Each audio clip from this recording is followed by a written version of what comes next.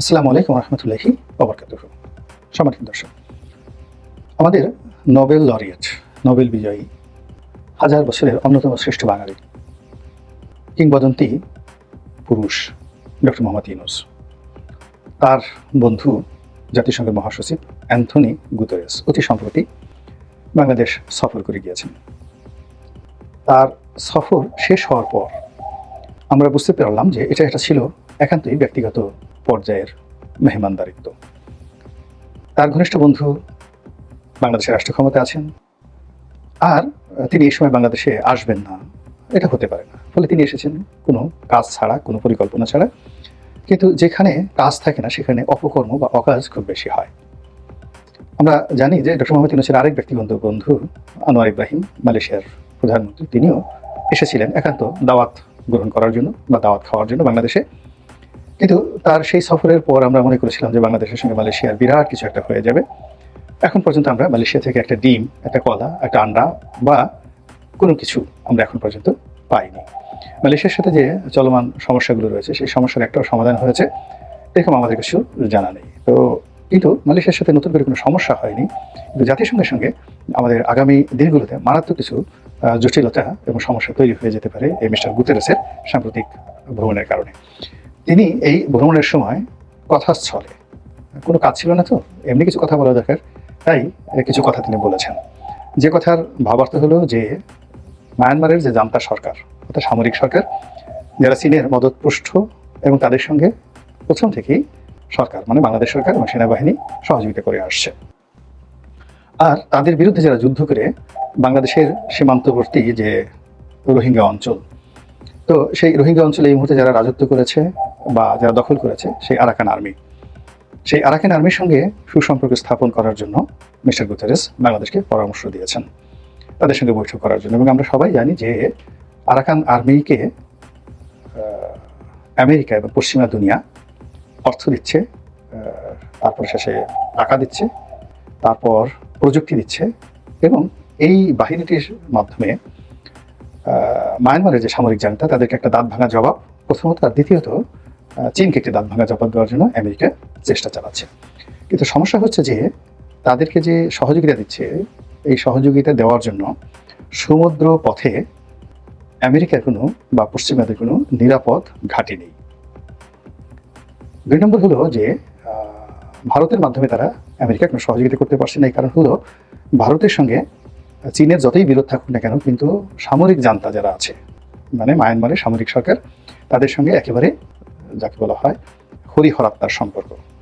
এবং প্রয়োজনে ভারত সৈন্য পাঠিয়ে আরাকান আর্মির সঙ্গে যুদ্ধ করবে, কিন্তু আমেরিকার কথা মতো আরাকান আর্মির সঙ্গে তারা সহযোগিতা করবে না এবং ভারতের পক্ষে সেটা সম্ভব নয়। তো এর বাইরে সমুদ্র কিংবা স্থল পথে তাদেরকে একটা ট্রানজিট বা সহযোগিতা করার জন্য মূলত আমেরিকা প্রাণান্ত চেষ্টা চালাচ্ছে। এবং সেই চেষ্টা চালার জন্য বাংলাদেশের উপকূলে, নাফ নদীর উপকূলে বাংলাদেশের টেরিটরি হলে ভালো হয়, এরকম একটি জায়গাতে তাদের কিছু সামরিক স্থাপনা দরকার। এক। দুই নম্বর হলো যদি এখানে সেন্ট মার্টিন দ্বীপের মতো কোনো দ্বীপকে পাওয়া যায়, কোনো অঞ্চলকে পাওয়া যায়, কিংবা টেকনাফ উখিয়ার মতো কোনো একটা জায়গাতে যে কোনো শিলাতে, সেটা সেই ইলন মাস্কের যে স্টারলিং স্যাটেলাইট কানেকশন সেটার যন্ত্রপাতি স্থাপন করার শিলাই হোক, সামান্য একটু জায়গা, সেটা 100-150 বিঘা জায়গা যদি আমেরিকা পায়, তাহলে সেই জায়গাকে ডিপ্লোম্যাটিক জোন হিসেবে ঘোষণা করে তার মাধ্যমে আরাকান আর্মিকে তারা মনের মতো করে অর্থ সাহায্য সবকিছু করতে পারে। তো এই জন্য তারা পর্দার আড়ালে এবং পর্দার সামনে সবভাবে সাহায্য সহযোগিতা দেওয়া নেওয়ার যে কূটকৌশল, সেই কূটকৌশল প্রয়োগ করে বাংলাদেশের সঙ্গে কূটনীতি চালিয়ে যাচ্ছে। হয়তো ব্যবসায়িকভাবে, হয়তো সামরিক যাকে বলা হয় এজেন্ডা বাস্তবায়নের জন্য। এবং ইদানিং দেখবেন যে অনেক আমেরিকান জেনারেল বাংলাদেশে ঘন ঘন আসছে। আর অর্থনীতিকে আমাদের রেজওয়ানা, আমাদের মহামান্য উপদেষ্টা রেজওয়ানা, তিনি সেন্ট মার্টিন যাওয়া বন্ধই করে দিয়েছেন। তো কাজেই এখানে বিরাট একটা গ্যাপ তৈরি হয়ে গেছে। আর সেই গ্যাপের মধ্যেই মিস্টার গুতেরেস আরেকটি কথা বলেছেন, সেটি হলো আরাকান আর্মির কথা না বলে সেখানে বলেছেন যে আরাকানে অনেক মানবিক সহযোগিতা দরকার। ওখানে এখনও কিছু রোহিঙ্গা রয়েছে, ওখানে অন্য বৌদ্ধ জাতিগোষ্ঠী রয়েছে যারা আরাকান আর্মির দ্বারা নির্যাতিত, যারা বাস্তুচ্যুত। তো তাদের কাছে ত্রাণ সামগ্রী পাঠানোর জন্য একটা সেফ নিরাপদ করিডোর দরকার। তারা বাংলাদেশের কাছে এরকম একটা করিডোর জাতিসংঘ চাচ্ছে।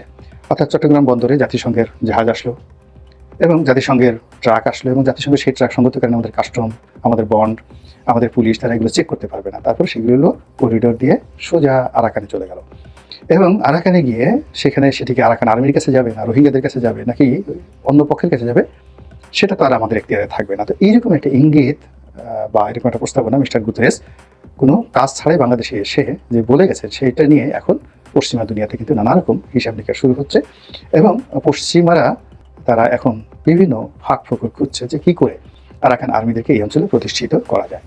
যদি আরাকান আর্মিরা এখানে আরও শক্তিশালী হয়ে পড়ে এবং তারা যদি সেখানে একটি স্বাধীন রাষ্ট্র কায়েম করতে পারে, আপনি নিশ্চিত থাকেন যে আমাদের পুরো পার্বত্য এলাকা আমরা যে কেবল বিপদগ্রস্ত হবো তা নয়, ভারতের বিস্তীর্ণ এলাকা তারাও কিন্তু বিপদগ্রস্ত হয়ে পড়বে। এবং এই অঞ্চলে যদি আমেরিকার আধিপত্যবাদ এই আরাকান আর্মিকে দিয়ে শুরু হয়ে যায়, তাহলে আমরা চীনের টার্গেটে, সরাসরি চীনের টার্গেটে পরিণত হয়ে যাব। তো এইরকম একটি অবস্থা কিন্তু তৈরি হয়ে গেছে।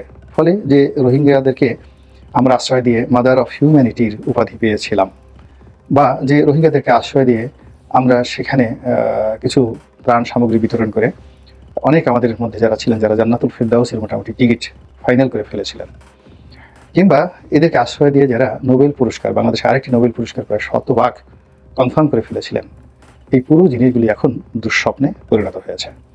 দ্বিতীয়ত, সময়ের প্রেক্ষাপটে সেখানে যে রাজনৈতিক পালাবদল হয়েছে, আরাকান আর্মির যে ক্ষমতায়ন সেখানে ঘটেছে, তার সঙ্গে যে ধরনের কূটনীতি দরকার, যে ধরনের সুসম্পর্ক দরকার, যেটি মানে কি বলবো 2024 সনের মার্চ এপ্রিলে যেটি খুব সহজ ছিল, এখন এটি রীতিমতো রিভার্স হয়ে গেছে। অর্থাৎ যদি মার্চ এপ্রিল মাসে আরাকান আর্মির সঙ্গে সেনাবাহিনীর কিংবা বাংলাদেশ সরকারের বন্ধুত্ব হতো এবং তখন তাদের খুব দরকার ছিল বাংলাদেশের বন্ধুত্ব, এবং ওই ওসিলায় আমরা এই রোহিঙ্গাদেরকে সেখানে রিপ্যাট্রিয়েট করতে পারতাম। কিন্তু এখন পুরো বিষয়টা বুমেরাং হয়ে গেছে। এখন যদি আরাকান আর্মিদের সঙ্গে আমরা বন্ধুত্ব করি, যেটি আরাকান আর্মি চাচ্ছে না, আরাকান আর্মির এখন বাংলাদেশের সঙ্গে বন্ধুত্বর পরিবর্তে বাংলাদেশের সঙ্গে তাদের যদি একটু গোলাগুলি হয়, একটু শত্রুতা হয়, মারামারি হয়, কাটাকাটি হয়, তাতে তারা অনেক লাভবান হয়। কারণ হলো এই 15 লক্ষ রোহিঙ্গাকে তারা বাংলাদেশে যে চাপের মধ্যে রেখেছে, এটিকে এখানে রাখার ফলে তারা আন্তর্জাতিক যে সাহায্য সহযোগিতা বা মানুষের দৃষ্টি আকর্ষণ করতে পারছে। প্লাস ওখানে যারা শক্তিশালী বৌদ্ধ সম্প্রদায় রয়েছে, যাদের সঙ্গে রোহিঙ্গাদের গণ্ডগোল, তাদের সমর্থন তারা যেভাবে পাচ্ছে এবং এটাকে ইস্যু করে যেভাবে চীনের সঙ্গে এবং নেপিদের সঙ্গে, অর্থাৎ মায়ানমারের যে কেন্দ্রীয় সরকারের সঙ্গে তারা যেভাবে বার্গেইন করতে পারছে, সেটি বাংলাদেশের সঙ্গে বন্ধুত্ব হলে সেটা সম্ভব ছিল না।